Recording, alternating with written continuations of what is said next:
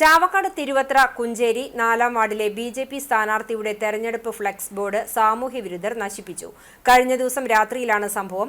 BJP. സ്ഥാനാർത്ഥി Sharmila ഗണേഷിന്റെ flex ബോർഡാണ് നശിപ്പിച്ചത്. സംഭവത്തിൽ ബി.ജെ.പി. 4-ാം വാർഡ് കമ്മിറ്റി പ്രതിഷേധിച്ചു.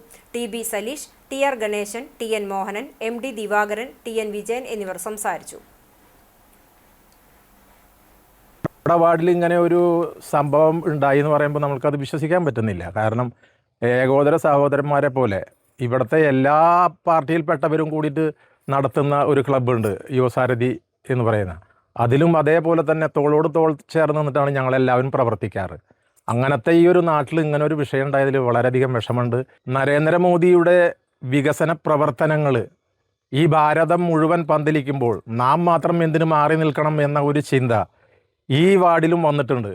അതിൻ്റെ ഒരു എന്താ പറയുക, ഒരു മാനസിക വിഷമമായിരിക്കും ചിലപ്പോൾ ഇവരെ കൊണ്ട് ഇതൊക്കെ ചെയ്യിപ്പിക്കുന്നത്.